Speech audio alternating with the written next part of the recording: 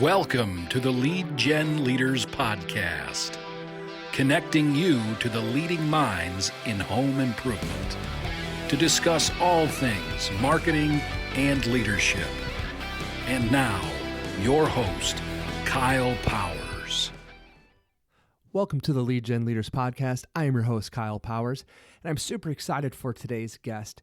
He shares a wealth of years and years and years of being in this industry. He started out as a director of marketing for a home improvement retail operation, then moved on to in-home sales with that company, and then moved on to the other side as a product representative for Allside, where he was territory sales manager and currently holds the title of director of sales training for Associated Materials.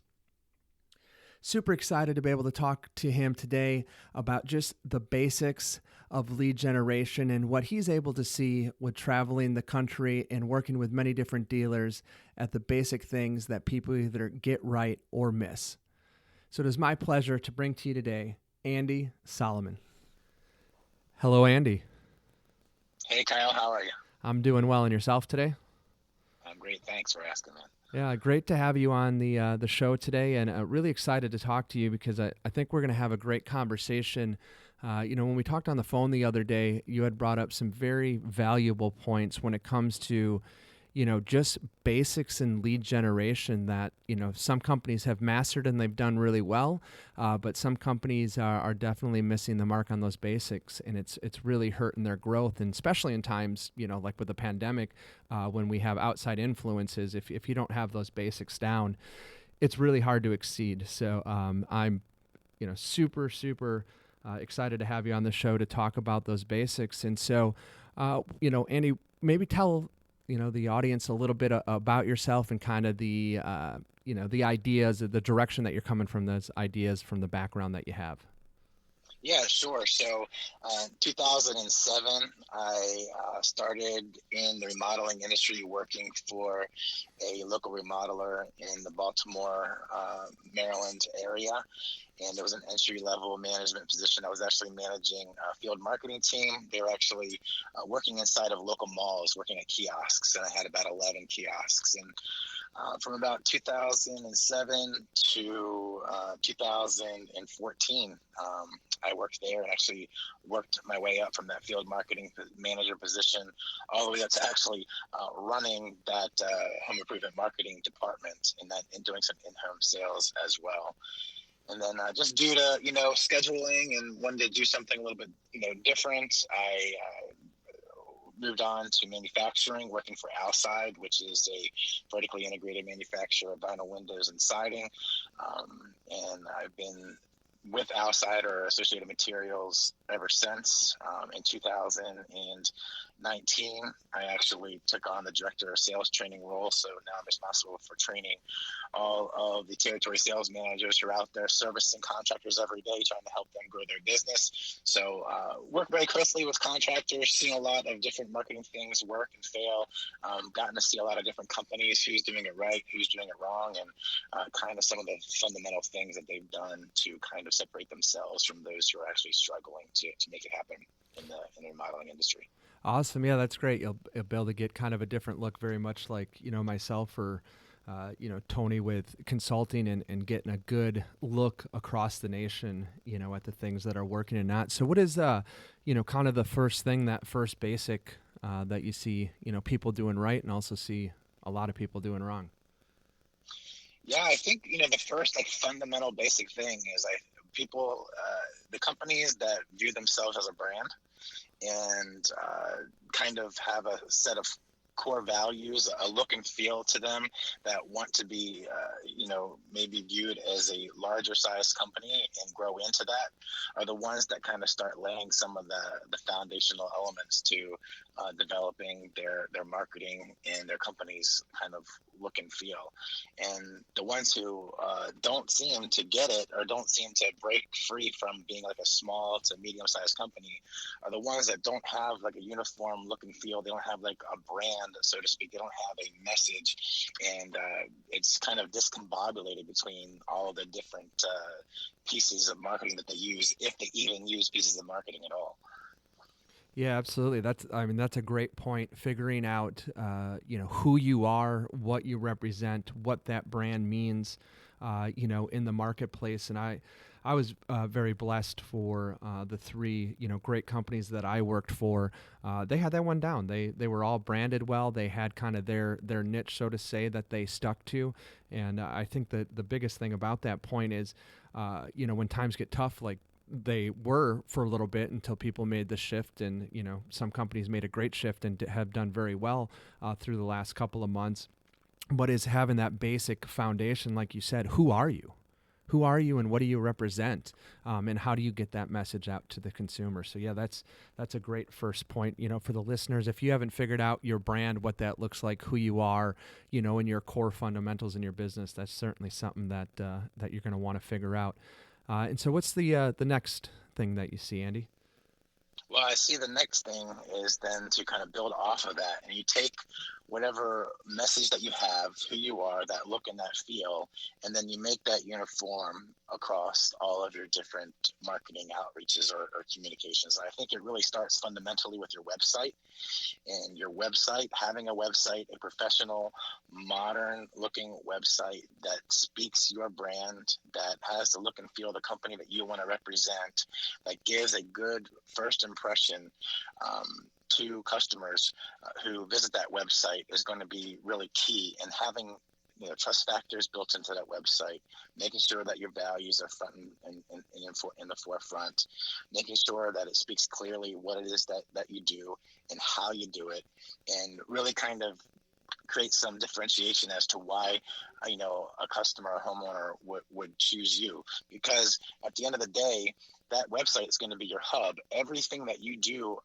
outside of that website is going to lead or point back to that website, which should ultimately, hopefully, turn into either somebody filling out a form on your website or giving you a call based on what they've seen from the website. Because now in 2020, everybody is going to check your website first. Then they're going to look for reviews second on your business. And if those things aren't aligned with your look and feel to the marketing piece that they received, whether at a home show or door-to-door canvassing or something that was mailed to them, when they go to visit you and look you up on the website, if they don't feel that congruency or that uniformity and that message across the whole thing, they're not going to feel that credibility and trust to actually give you a call. Yeah, absolutely. I completely agree with that. And so you mentioned two parts there. You mentioned the website and then also reviews. So I'd like to talk about the website first, and then definitely in the next point, talk about reviews. So, I'm fortunate enough to have a lot of calls, and you're fortunate enough to deal with a lot of salespeople that are going out to these contractors. And I'm actually surprised at how many, contractors have outdated websites or no website at all. No website at all. Exactly. And they're calling for lead generation help, and it's again these basics that you have to have down, because if you have, let's just go with door to door, you have a door to door marketer out there, or like what you used to do, the mall kiosk, right? You have a marketer out there in the marketplace that's created excitement with this homeowner. Let's say that marketer was top notch and just did everything that they were supposed to do with that customer, but then they take that appointment reminder form home. And one of the things I actually teach in our methodology is, that button up with that consumer. When you set that appointment, we want to direct them to the website. We want them to go there. Done some studies in the past that we have found that when face-to-face marketers direct the homeowner to the website and they actually go to the website, demo percentage goes up, closing percentage goes up, because now they're also vested. They've done some work to make this happen also. And so we want to direct direct them there. Well, first of all, if you don't have one, or if it's very bad, you certainly don't want to direct them to there. But if they do go there, like you said, and it just doesn't jive with, the marketer, quickly their excitement goes down. And so a lot of the time when we see that back end support of like the website isn't done right, they can have very, very low conversions for set to issue, and they're wondering out why. And most of the time they want to blame the marketer on that. And it's like, well, there's a lot of things you can do on your end to boost that up. So that's a really great point. Now, the second one you brought up was reviews. Talk to me about that a little bit.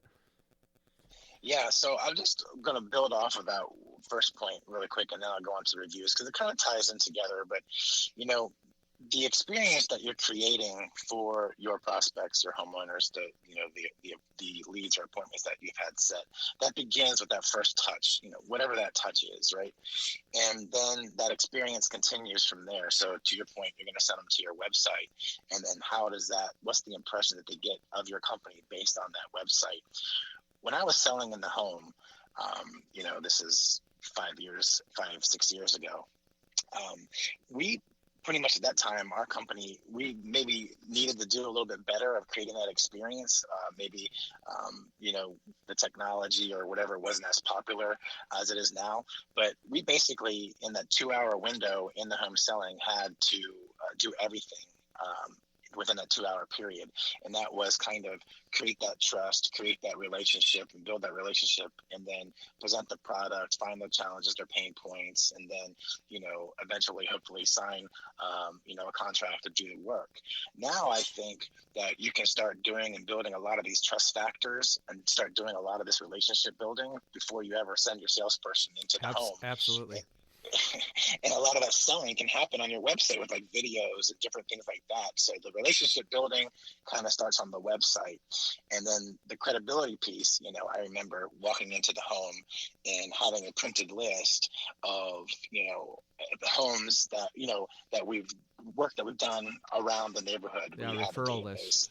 Yeah, referral list. And then, maybe you would actually call that referral while you're sitting there with the homeowner and kind of get referrals in that kind of spot, which is, I think, a little bit, ancient now. I think some people still do it, but people are going to go online. They're going to look for reviews. That's what people do these days. And they're looking not for the positive reviews. They're looking for the negative reviews first. That's the first place they go, is they want to see what negative things have been said about you. So I think maintaining your online reviews and making sure that if you do, unfortunately, gain a negative review, that you're doing everything you can to turn that around. A, hopefully you're doing good work, but B, we're in an industry where things go wrong and different homeowners have different expectations and they get upset over different things, and sometimes it's not always perfect.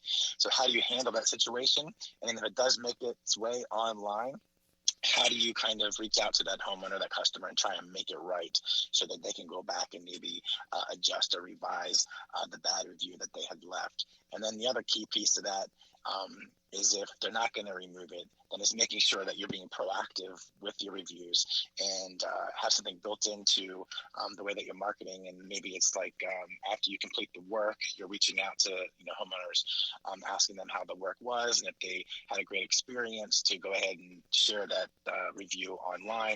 And then you can kind of maybe push some of the negative reviews down, or just overwhelm the negative with the positive, and make sure that you're maintaining a good overall impression.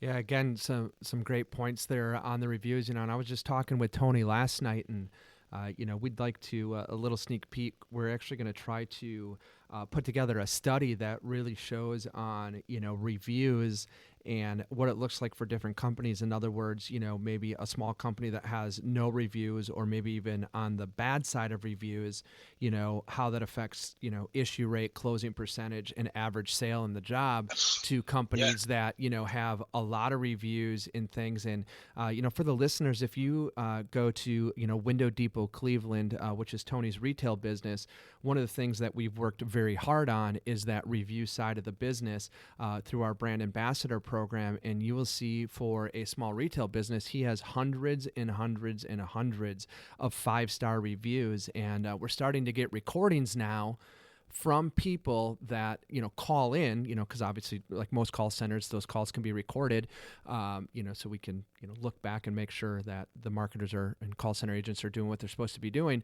But, we're starting to get a whole file of calls where they're calling up and saying, man, we're calling you. We knew nothing about you, but we did a Google search, and man, you just, you blow the competition away. You guys you look like an amazing company.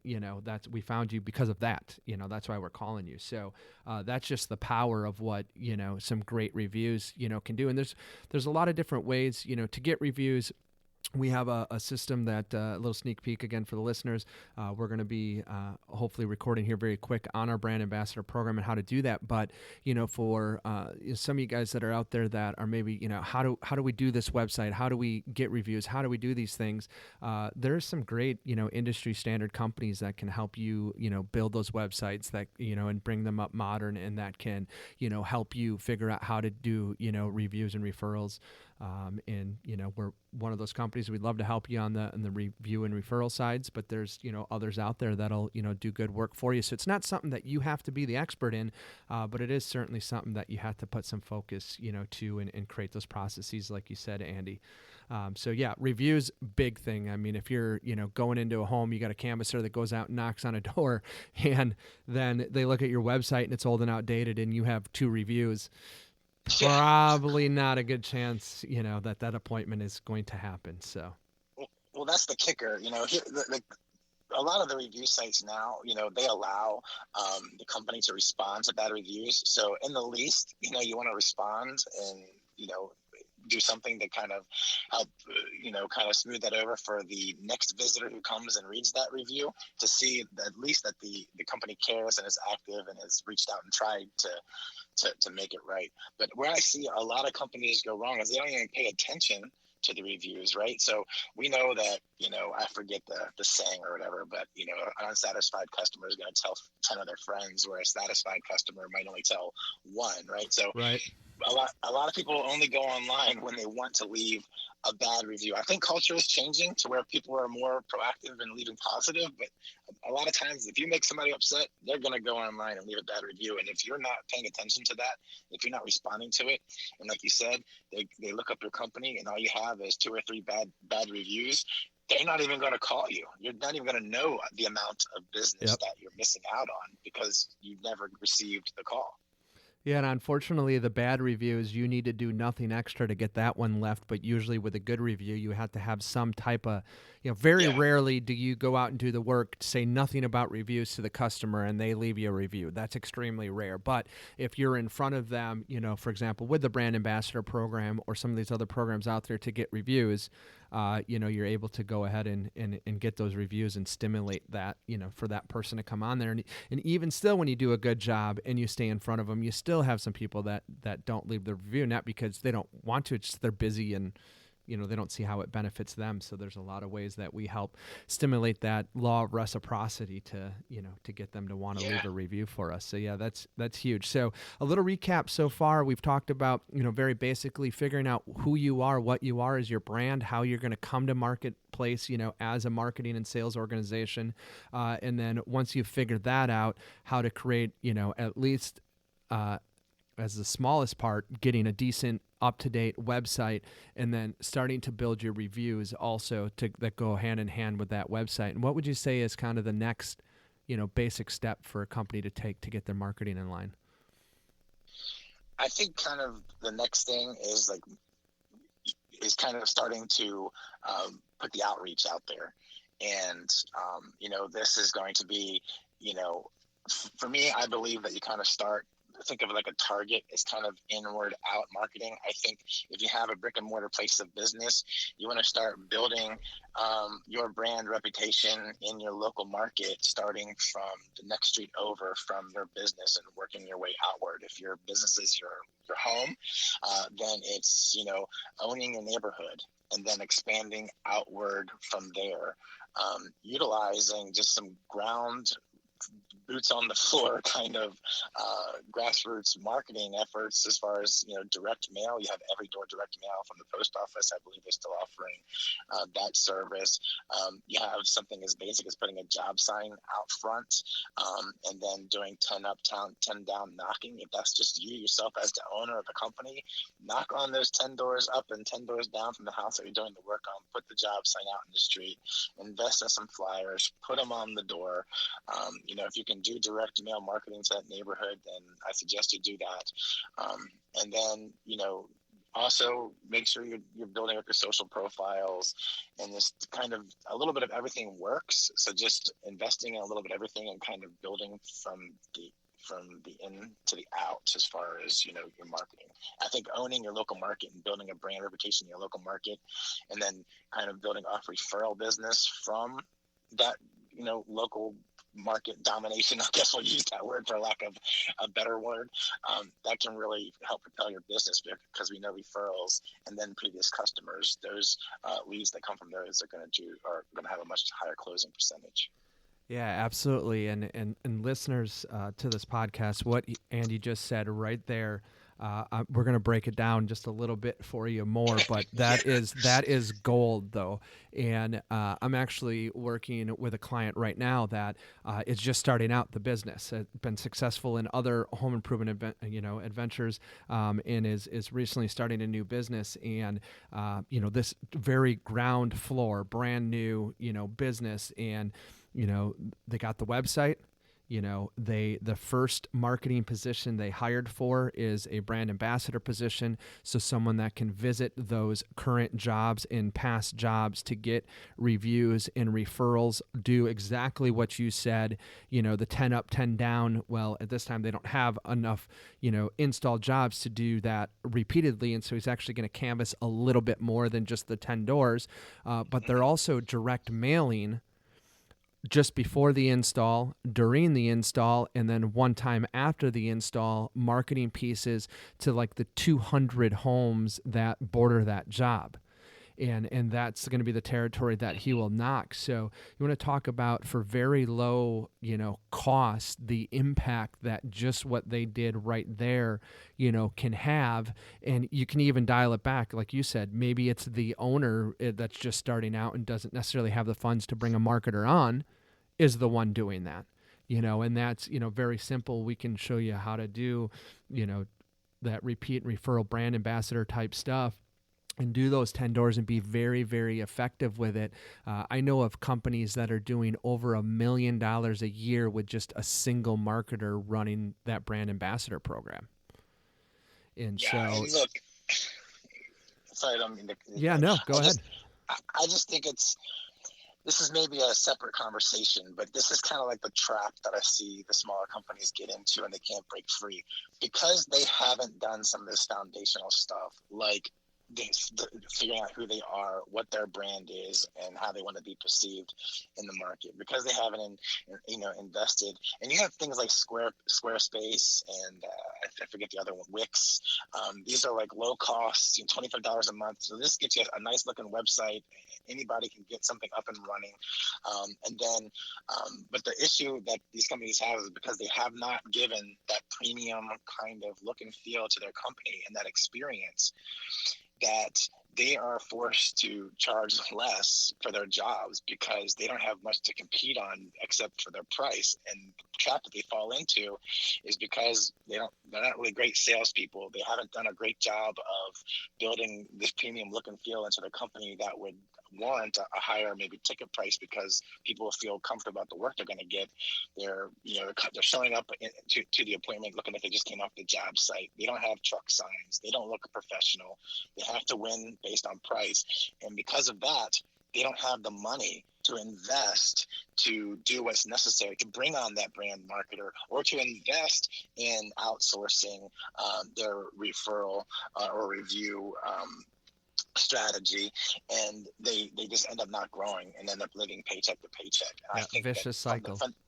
yeah, that fundamental piece of, hey, I got to charge a little bit more for this job. I got to be worth more to my customers so I can invest in my business and grow is one of the fundamental things that I think contractors miss out on. Yeah, and so to break it down real easy, good branding and good marketing gets you higher ticket price jobs, which allows you then to do even better marketing and better Yes. branding, which again gets you higher price jobs. And then that endless cycle just keeps happening, as opposed to what you just described, where they don't have the extra dollars and they start cutting the marketing and then they wonder, hey, why don't we have any leads? Yeah, thanks for streamlining my thought process there. I appreciate it. Yeah, no, that's a great point though, to get out there, and I'm a very simple guy, so I like things broken down into just the simplest, so I remember them and retain them, and that's a very great point there. So all right, so we've gotten all the way through at creating your brand, your website, your reviews, your referrals. You also touched a little bit on some social media there. And, for the listeners, social media is something that might just take a little bit of time, but it's free to be on Facebook. And just kind of a little tip, some of the things that Tony's done in his retail business is, if you look at your town, if you talk about, like you said, domination of your local area, right? And so if you look at the little town that you're in, or if you're in a bigger town, the neighborhood that you're in, a lot of times they have, Facebook groups that are, the moms of anywhere town, whatever town it may be, or, homeowners of that town, or, any type of those community type Facebook pages.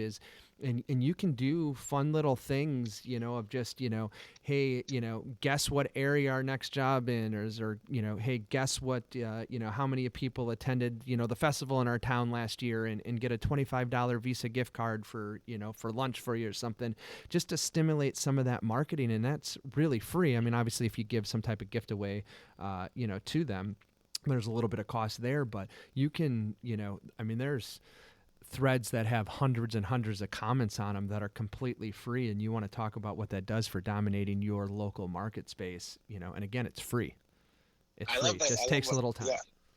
Yeah, I love that you mentioned that your town probably has like a local Facebook page, and that you can go on there and get active or post something. Because I think another mistake that a lot of people make is they kind of take this real broad approach to social media, and they create their own company page, and they think if they post there that all of a sudden people are going to come flocking to it. That's not really, you have to take a more of a guerrilla marketer kind of mindset, and you kind of have to go and seek little pods of activity that you can kind of get into and create some exposure within, and not try to tackle all of Facebook at once, but rather maybe just look at your local group as a place to start. I like that. Yeah, and then just looking back at the pandemic and what's happened is Facebook has actually been a great medium for a lot of these companies to market through. They allowed some paid marketing on there, and it's done very well for just about anybody that I've talked to. That again has created that brand and has that nice website and has some reviews. Because if they find you and they sign up for something, like a sweepstakes or something through Facebook, they're certainly checking out who you are before they give you the information. So you definitely have to have those things in there. So any last little points that you would like to share on just kind of some basics of, of marketing and branding for, companies? Yeah, I think that you should try to outsource some of this stuff if you can. I think that's another area that I think a lot of smaller companies, when they're getting started, they don't have the resources. They're gung-ho at first, and they think that they're going to be able to do all this stuff. But at the end of the day, they don't have the time. They have families. They have work. They're out there doing some of the work. Being able to, again, charge a little bit more so you have the resources, the capital to invest in outsourcing some of these things, like review help, or brand ambassador help, or online marketing as far as Facebook ads, or blog posts, these kind of things, or Google ads. I think that outsourcing some of this stuff is a good way to help scale as well. Yeah, absolutely agree with that. And for the listeners, if you want to go to tonyhody.com, there's a form that you can, fill out there with any questions that you might have for us. And if you're wondering about, who are some of these, companies and things that can help you, with websites and or, social media, as well as, repeat and referral and all that stuff, I would be happy to share with, companies that we partner with that we know are going to do well and treat you well. And of course, some of that stuff we can help with. So certainly go to tonyhody.com and fill out that form with some questions you may have, and I'll get back to you and get those answered for you, just for being a great listener of this podcast. So Andy, I really thank you for the time today, and that brings us to the last segment of the podcast called Power's Powerful Point. And what powerful point do you have for the listeners today? Yeah, we had the prep for this, and that's one thing I didn't totally, prep for. But I'm gonna just reiterate a point that to make is that you really need to think about the customer experience, the overall customer experience that you're providing your homeowners. And that starts from the very first time they become aware of your company, whatever that is, if that's receiving something in their hand or a phone call or online, making sure that you have their customer experience in mind, and then building your brand, look and feel, messaging, and then the core values of your business to speak to delivering an excellent customer experience for your homeowners. That's what's going to spawn you and scale you, because you're going to get referrals, you're going to get positive reviews, and that's really going to be the foundation to growing your business. Absolutely. Couldn't agree anymore. Those are some great points there. And again, I thank you so much for being on the show today, and I look forward to having you on a future episode. Awesome, man. Yeah, I got some more stuff to talk about, so we should schedule another one here at a future date. Sounds good. Thank you so much, Andy. All right, Kyle. Thank you for listening to the Lead Gen Leaders Podcast. For a free consultation on how Tony Hody Training and Consulting can assist with your home remodeling business, please visit tonyhody.com. That's TonyHoty.com. Thank you for listening.